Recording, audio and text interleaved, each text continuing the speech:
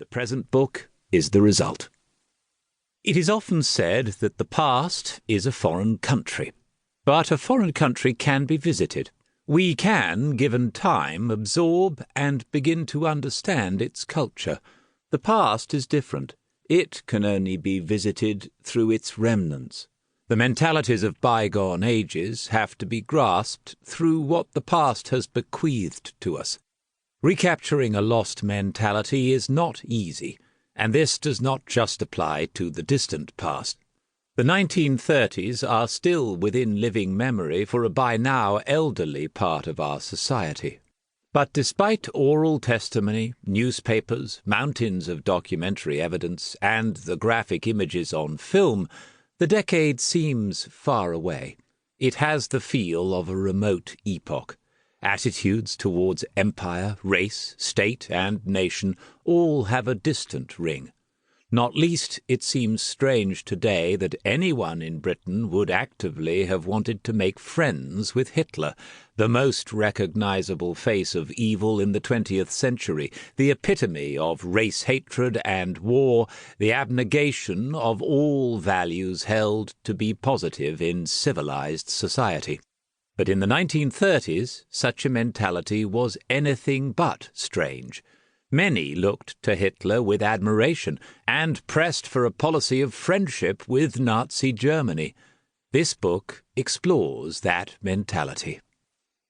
Pro-German views were not identical with those that came to accept the need, arising from Britain's military weakness, to comply with German demands, but they were related. Some who favoured appeasement did so reluctantly. Others, like Londonderry, rejoiced when active steps to appease Hitler were eventually taken. Here, too, past mentalities caused difficulties. Appeasement, avoiding war through concessions to Hitler, became, once its failure was evident, a dirty word. But it was not like that for much of the 1930s. For a variety of reasons, it enjoyed wide support. Through the focus on a single individual, the book tries to recapture the attitudes that underpinned and made possible policies of appeasement. Lord Londonderry is a marginal figure at best in most accounts of British history in the 1930s. Having attracted much obloquy in his lifetime, he has passed into near historical oblivion.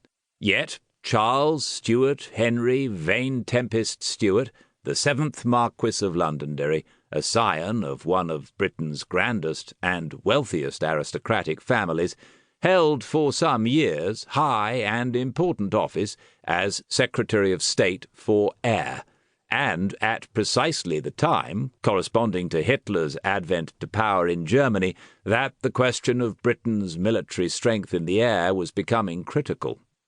A pillar of the Conservative Party, Londonderry, socially and politically, could scarcely have been better connected. The King called him Charley.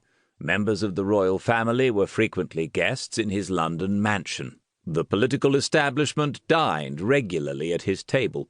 Prime ministers stood at the head of the magnificent staircase in Londonderry House to greet the hundreds of guests at sumptuous receptions. Londonderry was on first-name terms with all the major political figures of the day. Winston Churchill was a cousin. Londonderry's ascent to high office was crowned with his appointment as Air Minister in 1931. Instinctively pro-German, he visited Germany on a number of occasions after leaving the government in 1935, met Hitler several times, enjoyed staying with Goering at his hunting lodge, and wined and dined with Ribbentrop and other Nazi bigwigs. Ultimately, this meant for Londonderry political disaster and personal misery. He spent his later years in a relentless but fruitless campaign to vindicate his heavily criticised record as Air Minister and his acquired reputation as a friend of the Nazis. How did Lord Londonderry come to be mixed up with the Nazis and to be regarded as Hitler's leading apologist in Great Britain? Was he, as his detractors claimed, a genuine Nazi sympathizer, a Nazi English?